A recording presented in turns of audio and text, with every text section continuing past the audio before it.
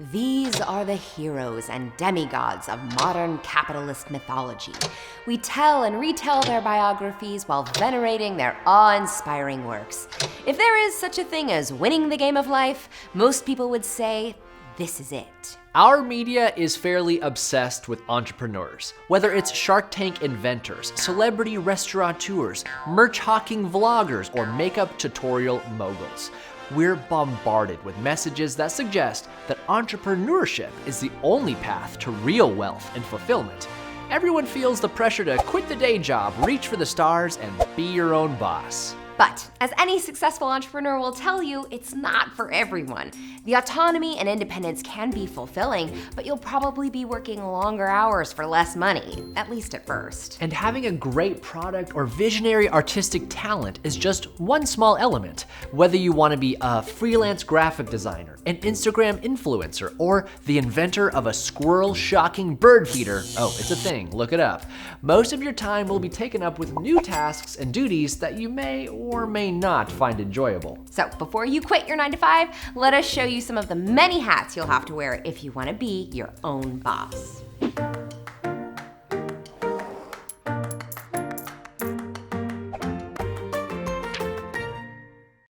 So you think your cupcakes are the bomb and decided to start your own business?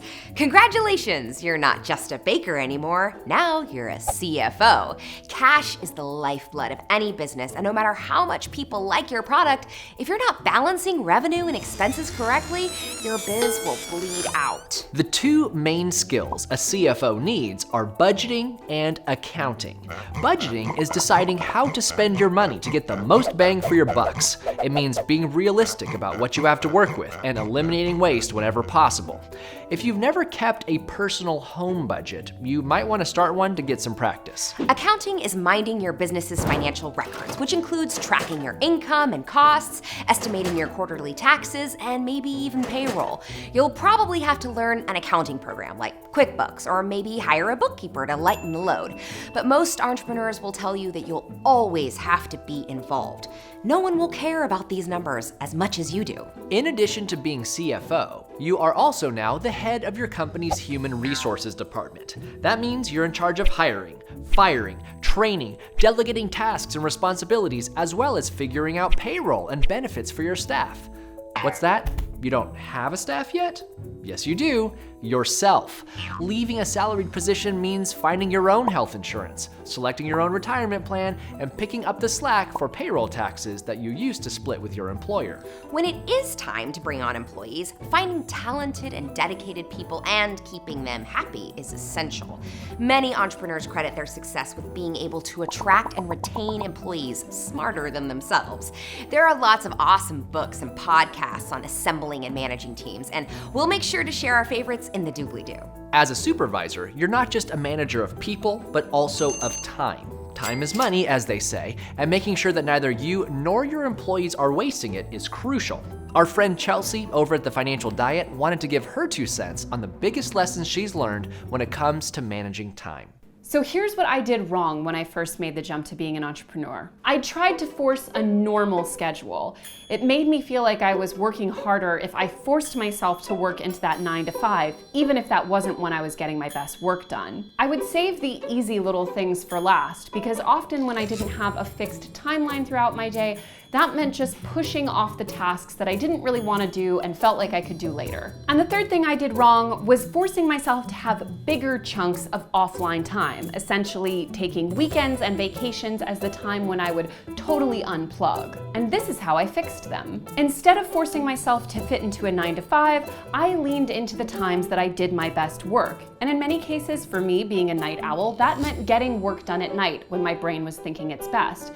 The fact that you're able to set your own schedule as an entrepreneur or self-employed person is something you should take advantage of, not fight. Secondly, I started doing all those easy little things first thing in the morning, because I found that when I got them right out of the way, I felt accomplished, and that sense of accomplishment snowballed into being able to take care of bigger and bigger tasks.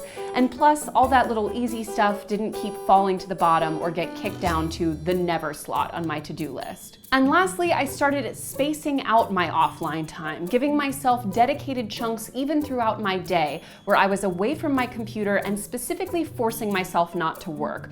When you don't have dedicated work days and vacation days, you can constantly be pressuring and guilting yourself into getting more and more work done. And ultimately, that leaves you more drained and unproductive. So by dedicating those offline times throughout my day and throughout my week, I was often feeling refreshed and not like I had to force every minute into a work minute. The next hat you'll wear is a big one: marketing director. Attracting customers to your brand is an enormous job. You've got to conduct market research, create and test advertising, design promotional materials, manage social media accounts, and more. And no, a few random posts on Instagram aren't gonna get it. Marketing is a complicated, multi-layered discipline that involves statistics, psychology, and art.